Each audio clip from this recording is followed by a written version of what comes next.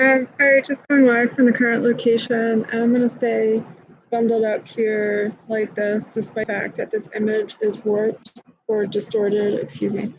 So just a few topics to discuss.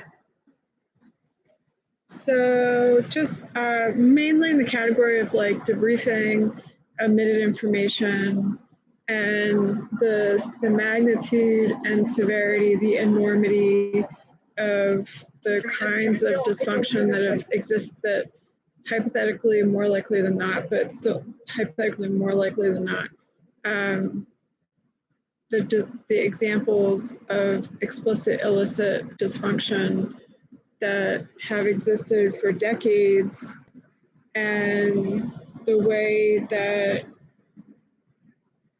certain kinds of categories of events could influence impressionable people's lives and their prognosis specifically. So I'm even emotional. I don't assume, I would never know. I could never imagine that the level of cruelty, the explicit examples of the kind of cruelty or cruel nature that would have to exist, and then to better explain that, to go right to a kind of terminology that would be associated with the physician's ability to diagnose, sometimes almost disqualifies how, like, the enormity of how bad, because I don't know that sociopath or psychopath really gives the right amount of reverence to the kinds of explicit examples that people need to understand, like in their everyday lives, what they could possibly hypothetically encounter at a difference, like what can't be rationalized, what can't be normalized, but when to ask a clarifying question of, I'm unsure of what this transaction or encounter, no matter how random or coincidental was or wasn't, and because I understand myself the best that I'm able to at this time, and that I want to make sure that I know where I'm at with myself, so that this doesn't fully affect how I interact with myself or any family member or any person. Like me and my husband are married, but maybe we've been married since for forever, but other people don't start out married, so their concept of whether or not they have the capacity for socialization and where that ranks in their priorities, what solitude and self-preservation and how that's not isolation, that's nothing disorderly or dysfunctional. It might be different for other people. Even though me and my husband don't lack the skill, we don't lack the capacity to be apathetic or to comprehend a hypothetical kind of case scenario example, explicit, illicit example. If one of our brothers or parents were to communicate to us, because those are the people that we would spend time with, if we together, we would spend time with a sibling, most likely one of our brothers or one of our parents. And if this was to be a hypothetical topic of conversation, then however that capacity for conversation, the evolution of that, no matter how relevant or not relevant to our economics, right? So economics do affect accessibility to resources. Education seems to be really correlated literally with statistical analysis, although now we don't know how much is an accurate result or not. With certain people of certain aptitude are usually in certain classes. And so, for example, here at the university, people that claim to be students had no issues with resources for homelessness, go to broad or clothing closet, which is really interesting. But then some people that don't go to Ivy League schools maybe don't even go to further formalized education, have like a complex with accepting help.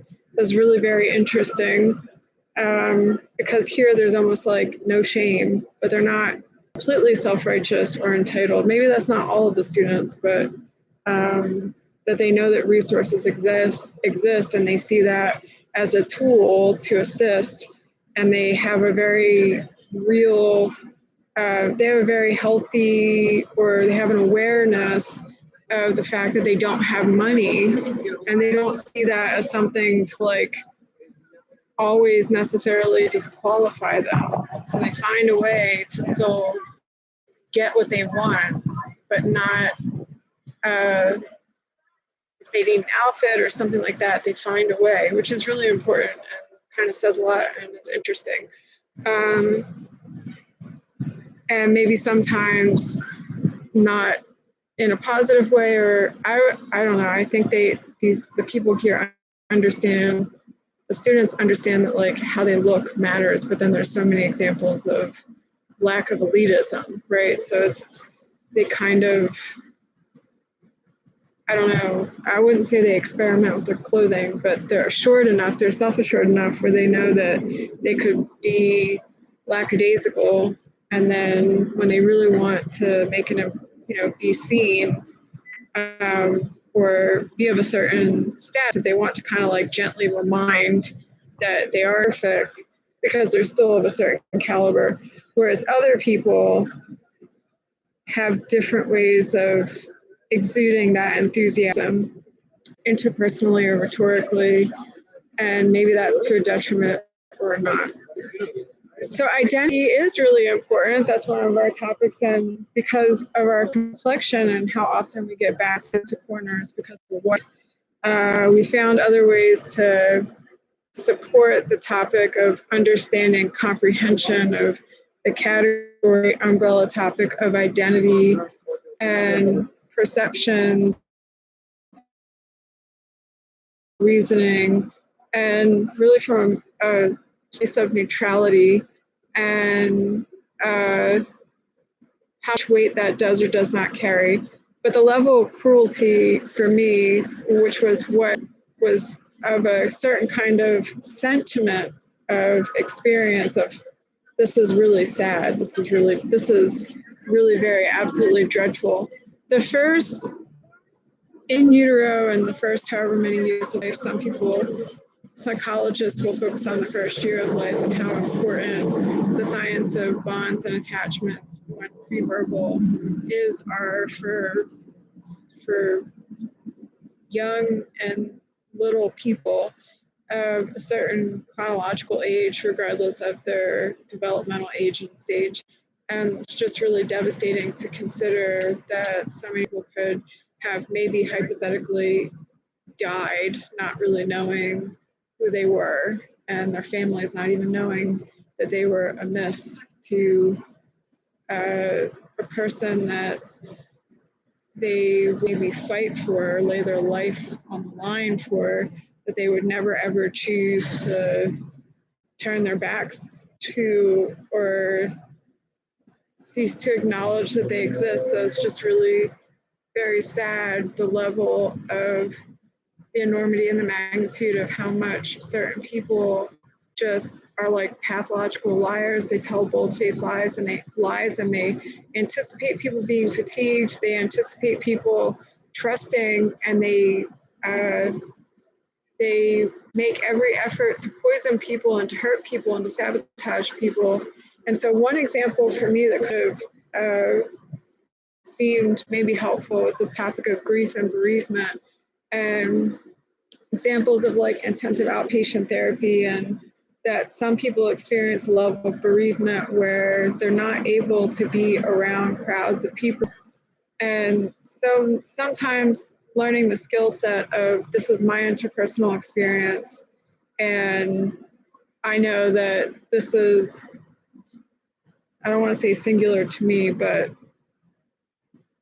that's what, when psychologists or group leaders for intensive outpatient therapy can't really like talk someone out of bereavement. But then this kind of being here in this city and the enormity and the magnitude and the severity of the hypotheticals and whether or not the test scores are accurate and for how many years have people been admitted to this university that didn't really have the acuity to go to school here, and how has that culturally impacted the United States of America? Has this the questions of where else has this happened, if this has actually happened, why is that such a problem?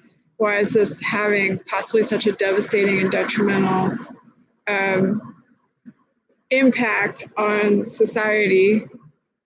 And so today, the example of learning, for people to learn to get over themselves and learn how to accept loss. But that's like, I wonder how true that really is, if in some intrinsic way, no matter how they know what's fair or not fair. Yeah, I don't know. I don't know if someone's living in a war zone and people keep trying to deny that the war zone exists, then maybe they don't want to be around people. But if they don't have the support to acknowledge that that's actually what's going on, and just like how people are being misdiagnosed. And then there's the topic of resiliency and how people find a way to cope and self-soothe and stay connected emotionally with themselves and the people that are significant to them. They find meaning and purpose in their life, or they're completely oblivious to what they didn't know was part of their origin story. So that was how we kind of were first honing in on or focusing on family of choice or family of origin. People should be able to understand that no matter how chronologically young or physically small statured, that they still have the right to participate in informed consent, whether or not that involves remediation or not, just because there's a knowledge deficit. So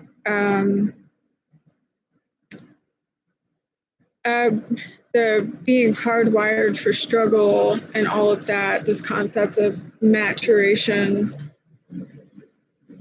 Some people were kidnapped and ended up in more therapeutic environments than other people, whereas other people maybe survived what they survived to get to a socioeconomic status where they're able to stay safe, clothed and sustain sustenance, but their life still doesn't really completely make sense. So how to develop more questions associated with that.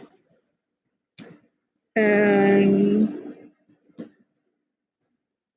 there was another topic. 1 second. This reverse.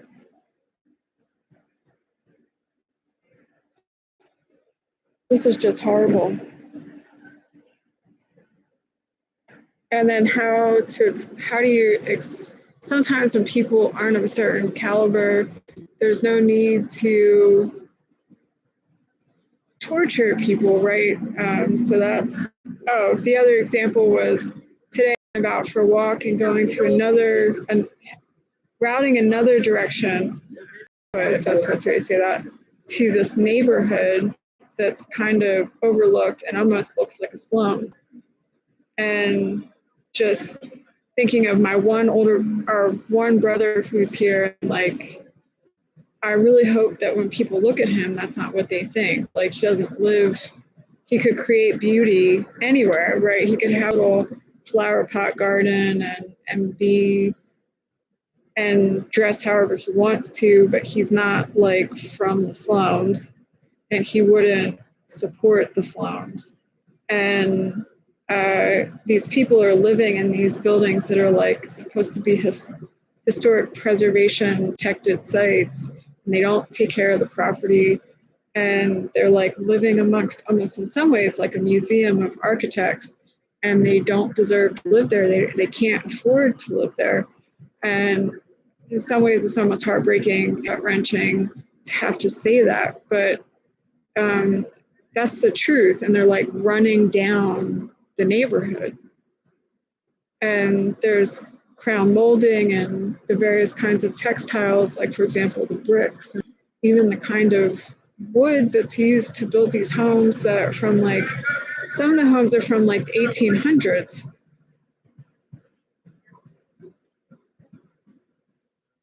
Just there's like depreciation and appreciation everywhere, and they just don't seem to show any evidence of understanding the worth of what they're kind of running down. And my issue, for example, is like when people try to buy properties, these historic homes, and they try to like turn them into apartments. I don't want that to happen to any of the buildings on our land at all. So that was another example of this atmosphere of colliding conundrums and finding a way to define parameters of within normal limits for prognosis and quality of life. And there's no way around how disgusting this is, how heartbreaking and how devastating this could be. People realize I have the ability, I'm willing to work, but this is just not compatible with life. And so in some ways, back to the psychology topic, to even ask the question of, do you have any like, not ideation, or if people are trying to understand if maybe they've got, I'm not even certain that there are enough examples that I'm able to communicate at this time that would not diminish or undermine like what to really live through this kind of experience means. And when people talk about, or people use the glorification of violence of dropping bombs and buildings that have been demolished, dilapidated, falling down, not structurally sound or safe. And then other people that, want to go along with the terminology of like camping out, but they don't.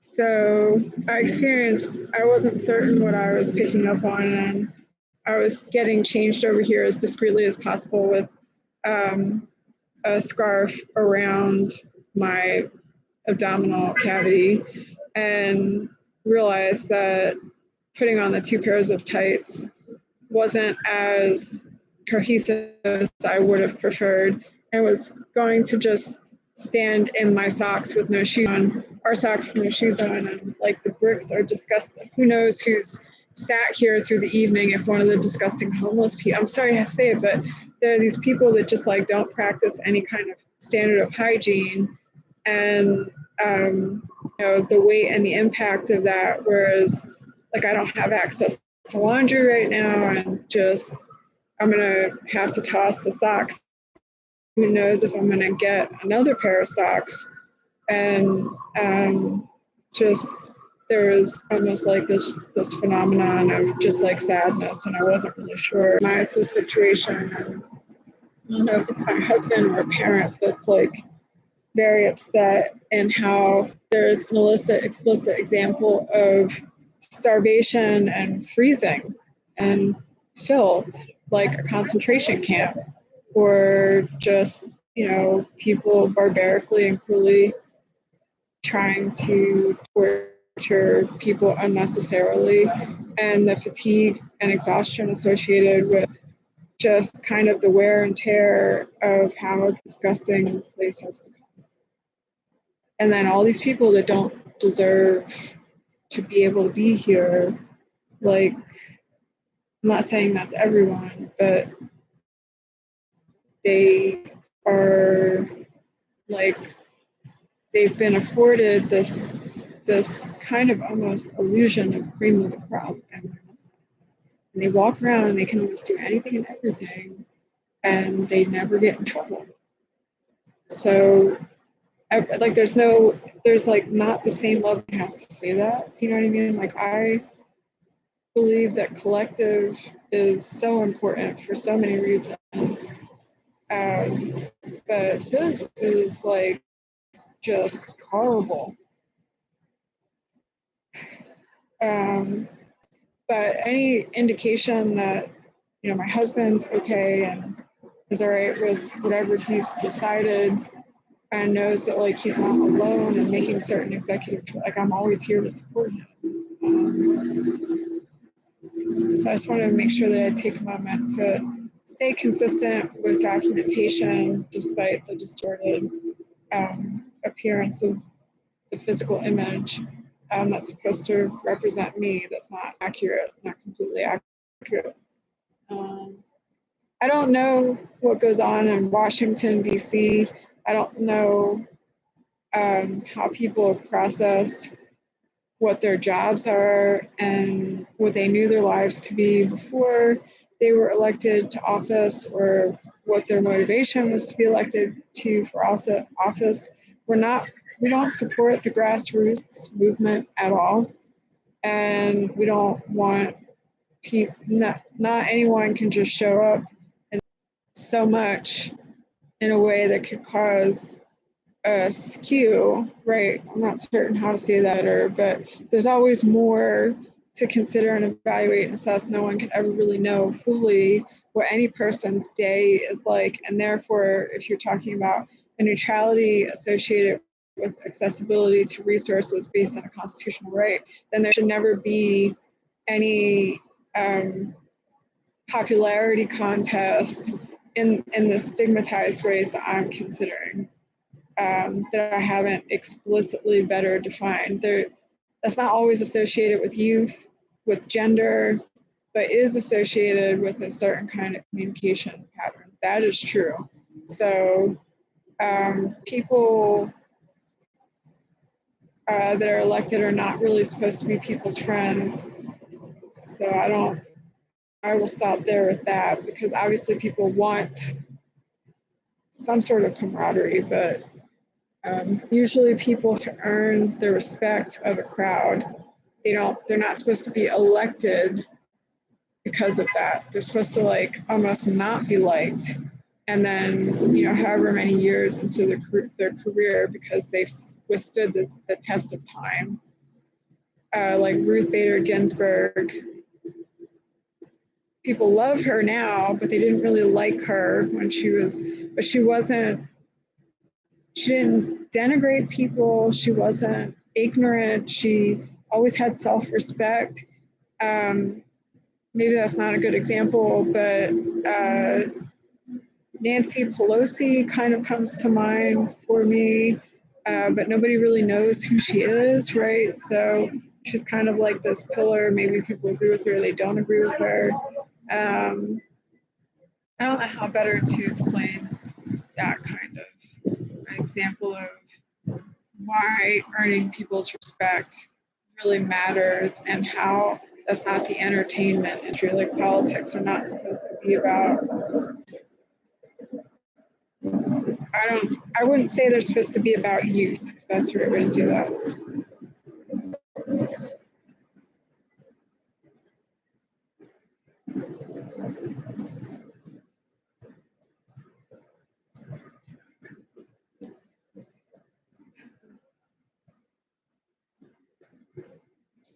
So this evening,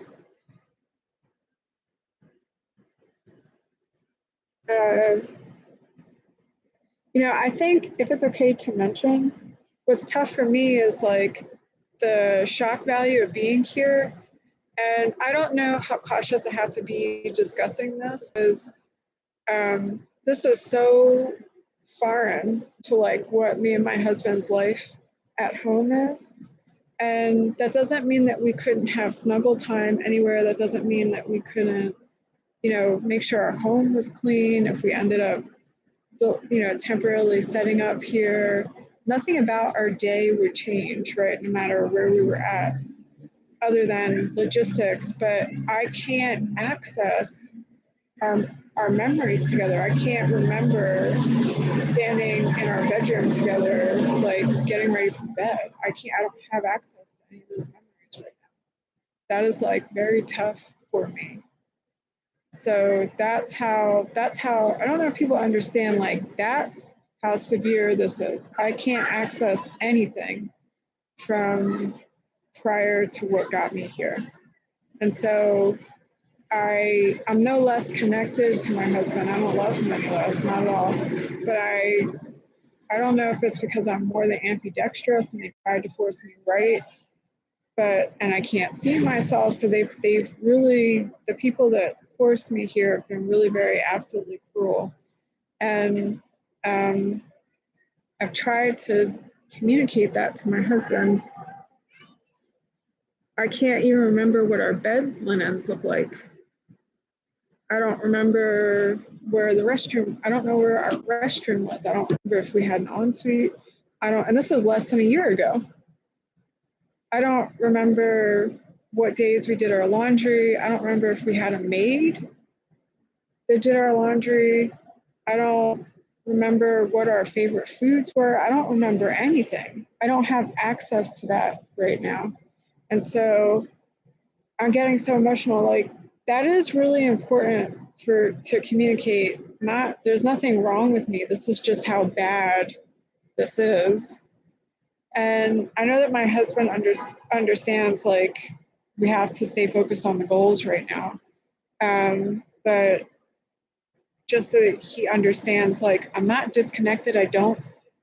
There's nothing wrong with me, right? There's nothing wrong with me or us, but I don't want that, So, like, that's a little bit different than like an official deployment where there's the understanding of a contractual agreement and all of that. But they keep trying to poison me again and again and again and again, and they won't, and for no reason. Because look at what we've created. Look at what we've done for the world. You should be trying to be our best friend. Do you know how many people could have the opportunity to have I'm not saying we would accept a contract, but I'm not the problem. We're not the problem. So I just, that's easy to give that example as far as like how hospitable we are with the understanding of psychology, that if people understand themselves, that they can make their own choices. But that's almost not possible. That's almost not realistic to even have that kind of perspective. That's almost like countering the evil that people keep trying to justify and the lack of cognition that makes this kind of place possible, which means that most of the people probably didn't test into this university here.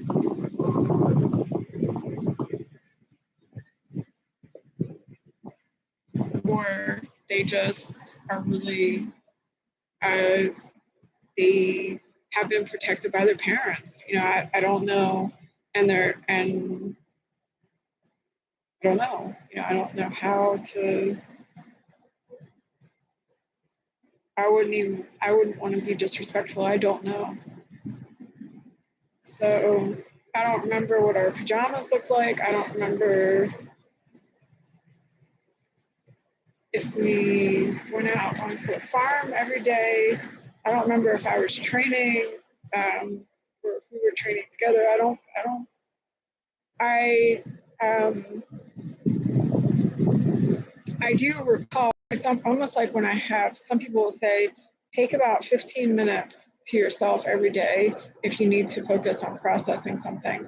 So when I have a moment to kind of, our music, for example, I recall, I don't remember, and bass, but there was no computer that was making that. That was me. And I don't hear the correct accent.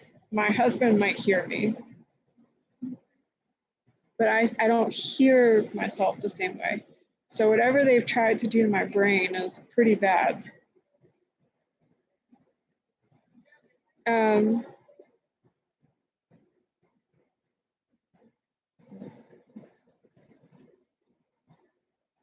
then did Nikki live with us for a while? So was that true? Okay. Then is he okay with the fact that did someone break into it? Okay. And Dad met all of our dads. See, our life was so Europe-centric, correct? And our dads are like associated with the government here, but we're Europe-centric. Sorry to say that. So I don't really know. I don't. Anyway, I'm sitting here right now, which is really, I'm thankful and appreciative that I'm able to like sit here right now and just toileting through the evening, trying to be as discreet and contained as possible, realistically. And sometimes that's kind of exhausting. And in colder temperatures, just wanting to make sure that the clothes don't get soiled. The other topic is making sure that I have access to about $50 a day. And I'm not certain how to realistically make that possible, other than what we were. So that needs to kind of like commence right away. And we've already discussed I'm in a situation where I'd have to like save for a while just to even sustain, in a way where if I was considering getting just like a storage unit somewhere, or yeah, and then a gym, if a 24-hour gym, which means I would go to the 24-hour gym when really no one's there, so that I can just, take whatever time, like usually 60 to 90 minutes, just to stay a participant. I don't know if my husband would have guidelines or if there's certain equipment that I would or wouldn't have access to, and just to stay showered. And we didn't know if the one gym of consideration was considering changing the policies. So I would have to save money for that. But in this instance, in addition to pricing a storage unit, realistically, it would maybe be the most helpful solution right now.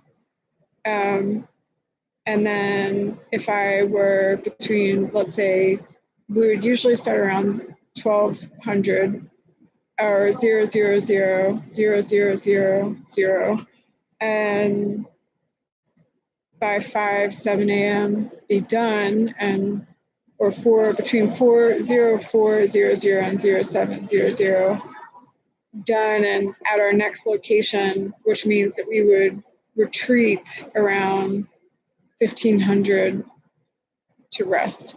So that's not realistic if we're camping outside. So I don't know. I don't know what the solution is for that. If I'm supposed to stay. So as far as the property near Woodland, I don't know if people are going to try to optimize that space and it's better for me not to be there. But then, and there were already issues with the stability associated with that because of lack of formalized agreement, not changing the locks. So that wasn't realistic, right? They're having to squeeze through the gate instead of using the side door as a main entrance. But then what's the next best option? So,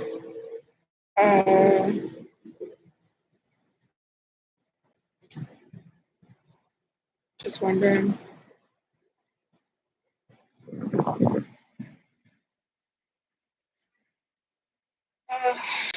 So I suppose that's all for now. But yeah, there's no way around the brief and debriefing, and there's no rushing the debriefing associated with realizing how, like, hypothetically devastating this information could be. But in some ways, almost, well, if that person's a stranger,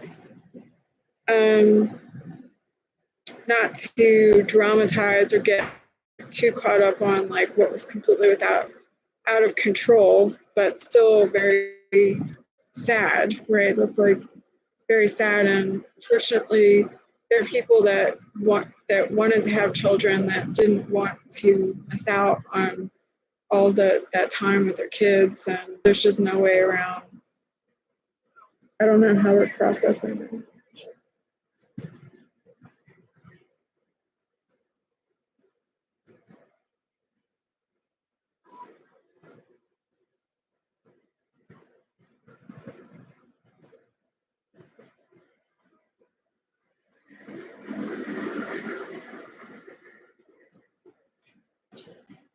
We just want to have reverence and respect for understanding that as we move together, so we can't deny if important to mention that.